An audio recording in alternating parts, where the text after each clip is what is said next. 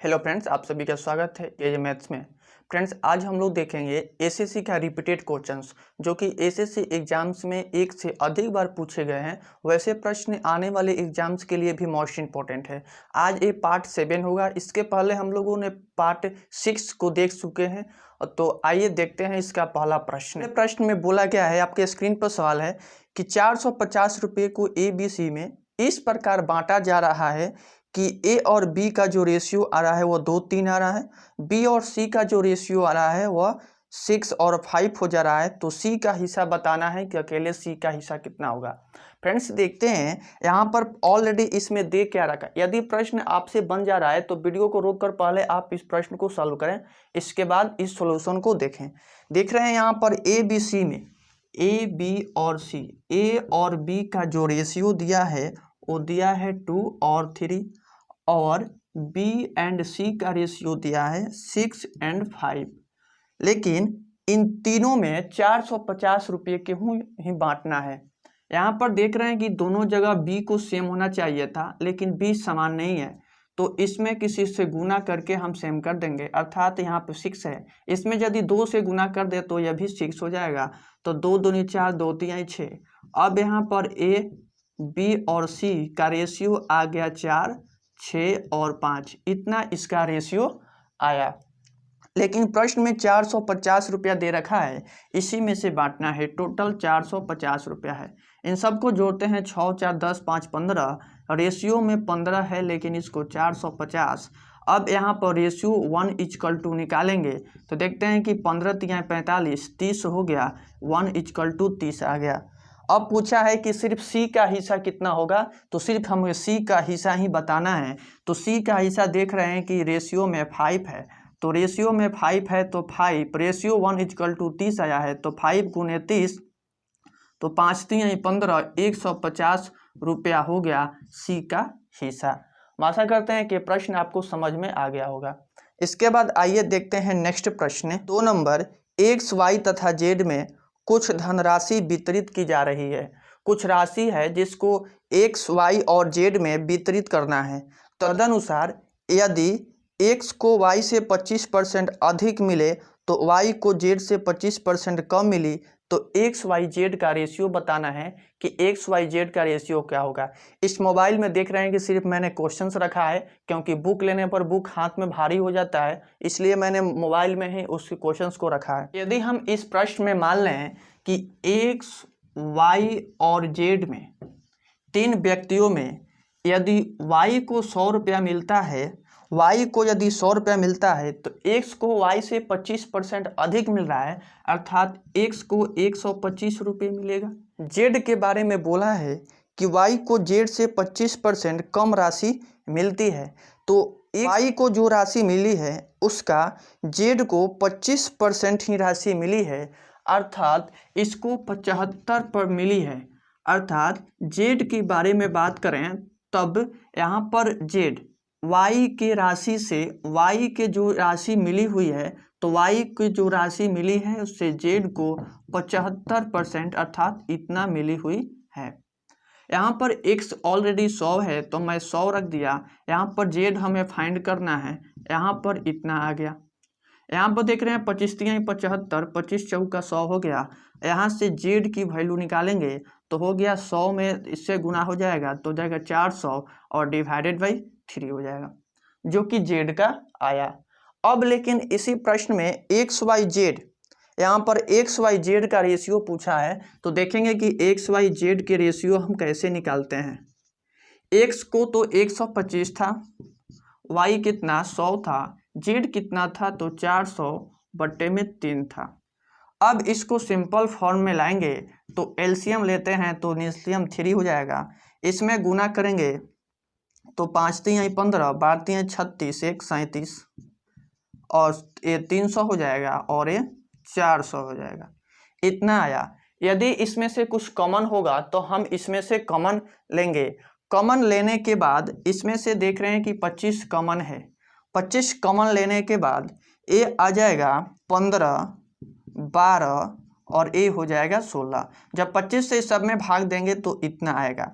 तो यही हमसे पूछा था कि एक्स वाई जेड का रेशियो क्या है, तो एक्स वाई जेड का 15, 12 और 16 हमारा रेशियो है जो कि बी में दिया है। यह प्रश्न भी देख सकते हैं कि 2 बार पूछा हुआ है। फ्रेंड्स, हम लोग इसमें वैसे ही प्रश्न देखते हैं जो प्रश्न एक से अधिक बार एसएससी एग्जाम्स में पूछा गया है, और ये प्रश्न जो होते हैं वो किसी भी एग्जाम्स में आने की संभावना रहती है, क्योंकि कंसेप्ट तो वही रहता है, कंसेप्ट नहीं बदलता है। नेक्स्ट प्रश्न है 3 नंबर, 18,200 रुपये को एक्स वाई जेड में 1/3, 1/4 और 1/2 के अनुपात में विभाजित किया जाता है।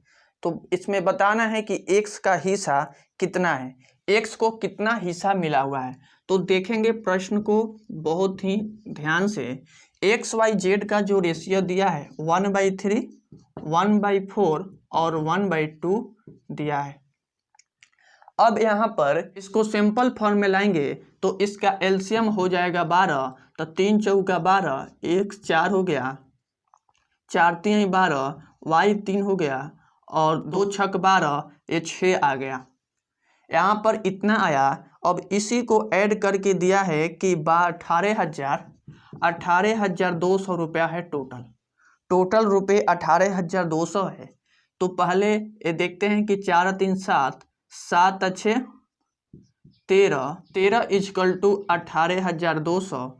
अब यहाँ पर ratio 13, ratio 1 equal to 18,200 divided by आ गया 3। यहाँ पर इसको डिवाइड करेंगे तो 13 का 13, 13 चौका 52, 13 चौका 52, अब 2 0 का 2 0, इतना आ गया।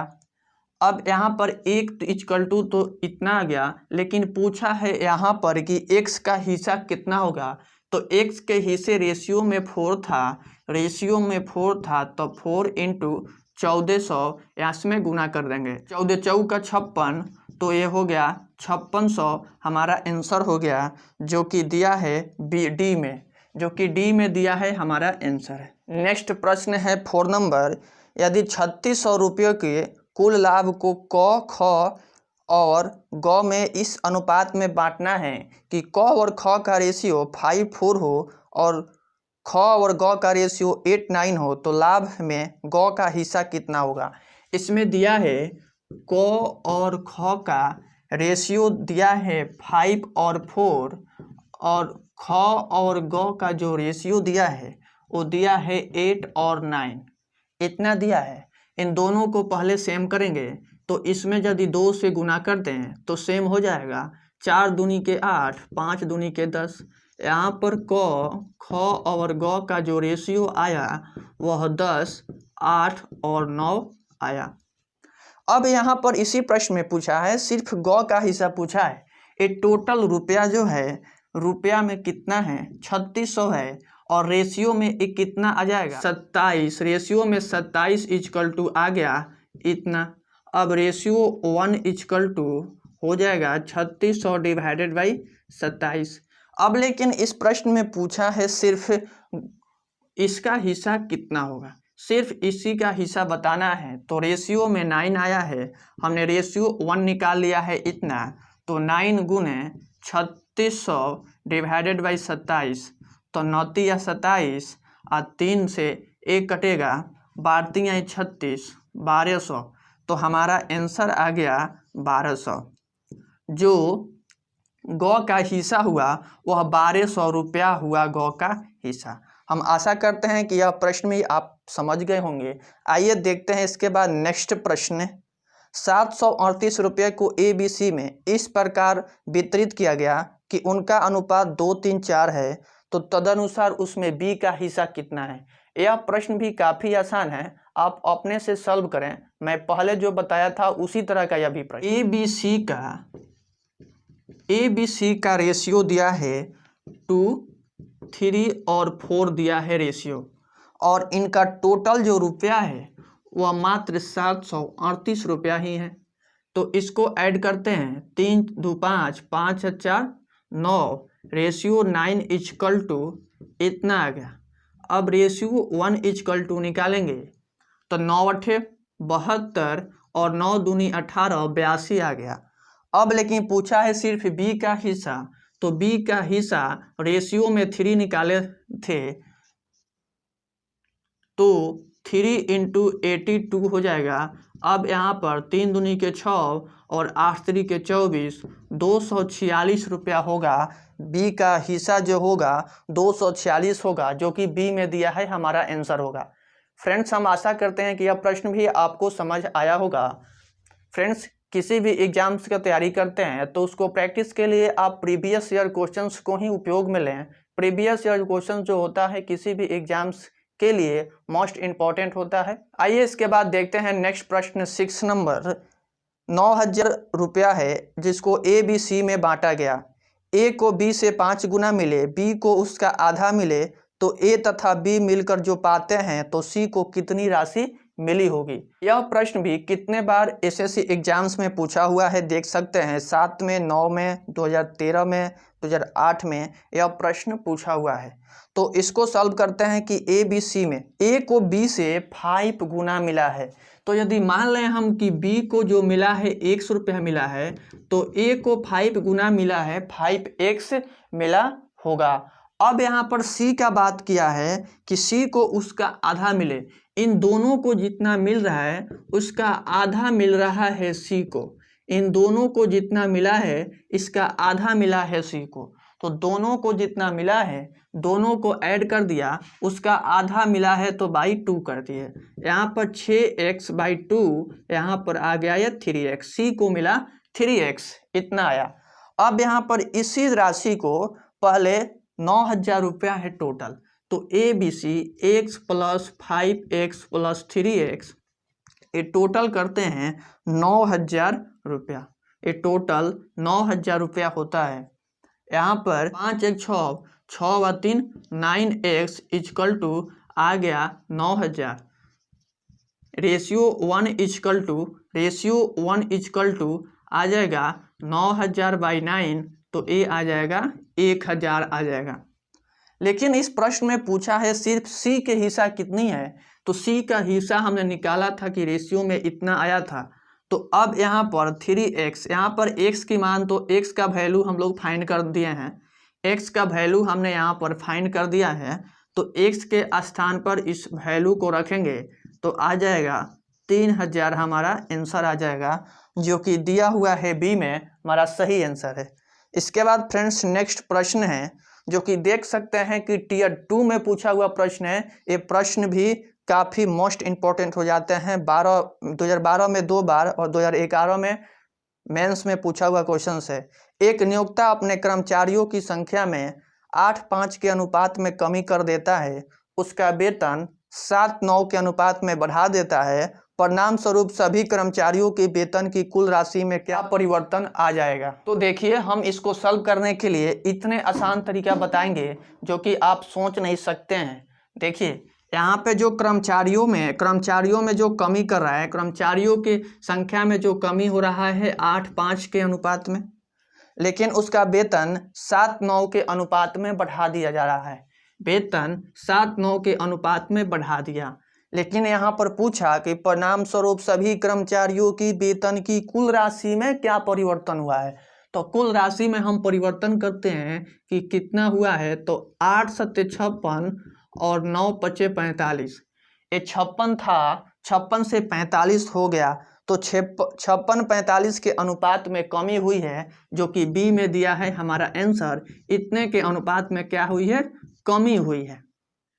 हम आशा करते हैं कि यह प्रश्न भी आप समझ गए होंगे। इसके बाद देखते हैं नेक्स्ट प्रश्न 8 नंबर। 3 व्यक्ति ए बी सी जिनके वेतनों का जोड़ 72,000 है, क्रमशः अपने वेतन का 80, 85 तथा 75% खर्च कर देते हैं, तो उन तीनों की वेतनों का अनुपात 8, 9 और 20 हो जाती है। तो ए का वेतन बताना है कि ए का वेतन कितना होगा। यह प्रश्न भी मोस्ट इम्पोर्टेंट है और इस तरह के प्रश्न आगे भी पूछे जा रहे हैं एग्जाम्स में, जो कि हमें आगे कराएंगे आपको, तो आपको देखने को मिलेगा। इसमें जो खर्च हो रहा है वो खर्च हम देख रहे हैं कि 80% 85% और 75% में इतने खर्च कर रहा है ए बी सी। तो बचत कितना करता होगा, बचत करेगा ये 20%, एक करेगा 15%, एक करेगा 25%। अब इसको यहाँ पर इस प्रतिशत को हटाएंगे तो बट्टे में 100 होगा, प्रतिशत को हटाएंगे तो बट्टे में 100 होगा, 25/100 हो जाएगा। 1 0 से 1 0, 2 5 5 हो गया, यहाँ पर एक कटेगा, 5 3 15, ए आ जाएगा 20 5 100, 3 5 15, 20 5 100, ए हो गया 25 चौका 100। अब यहाँ पर इसको हम यदि XYZ फाइंड कर लें इसके बचत के इसको रेशियो में, तो हो जाएगा x/5 हो जाएगा, क्योंकि ऊपर में 1 बचा हुआ है और रेशियो यहाँ पर 3x/20, यहाँ पर 1 बचा है तो x/4 कर दें। लेकिन यह रेशियो प्रश्न में जो बचत का रेशियो दिया है वह प्रश्न में दिया है कि 8 9 और 20 के रेशियो में बचत होती है। तो इनके बीच यदि हम तुलना करते हैं 8 9 और 20 के बीच, तो यहाँ पर कैसे फाइंड करेंगे, x जो फाइंड करेंगे यहाँ पर इसको यहाँ पर नीचे में गुना करेंगे या ऊपर से यदि रहता तो भाग कर देते, लेकिन ऊपर में सिर्फ x ही है तो x और 8 5 40 हो गया, ये आ गया 8 5 40। यहाँ पर इसमें 9 है, 9 कर देंगे तो 3 है ऊपर तो 3 3 के 9 कट जाएगा, तो x बट्टे में 20 3 60 हो जाएगा। यहाँ पर है x और यहाँ पर 20 है और यहाँ 4 है, तो 4 से गुना करेंगे तो यह आ जाएगा x/80 आ जाएगा, इतना आया। अब यहाँ पर हम रेशियो लिखने के लिए फर्स्ट वीडियो में बताए थे, फर्स्ट पार्ट में बताए थे कि रेशियो कैसे लिखते हैं। ऊपर यदि x है तो रेशियो में इसका आ गया XYZ का रेशियो 40 60 और 80 आ गया है। लेकिन प्रश्न में पूछा है कि ए का वेतन कितना होगा और टोटल वेतन जो दिया है वह 72,000 रुपया दिया है, तो यही टोटल जो दिया है वह 72,000 रुपये दिया है। अब इसको ऐड करते हैं तो यह जाएगा 100 और 180 हो जाएगा, 180 = 7200। अब यहाँ पर 1 0 से 1 0 गया, 18 चौक 72, ये 400 आ जाएगा, रेशियो 1 = आ गया 400। लेकिन प्रश्न में हमारी पूछे है कि ए की वेतन कितना होगा, तो ए का वेतन हमने कितना रेशियो में निकाला था, अर्थात ए को x माने थे तो 40 आया था, रेशियो 40 आया था और रेशियो 1 = आ गया 400, तो 40 × 400 किए तो हमारा आ जाएगा आंसर 4 चौका 16। अब यहाँ पर यह आ जाएगा 16,000, हमारी आंसर हो गया। फ्रेंड्स, यह भी प्रश्न देख सकते हैं कि इम्पोर्टेंट प्रश्न है और इस तरह का प्रश्न पूछे जाते हैं एग्जाम्स में। तो हम आशा करते हैं कि यदि वीडियो आपको पसंद आई हो तो वीडियो को लाइक करें और चैनल पर पहली बार आए हैं तो चैनल को सब्सक्राइब करें। मिलते हैं नेक्स्ट वीडियो में, तब तक के लिए बाय बाय, टेक केयर।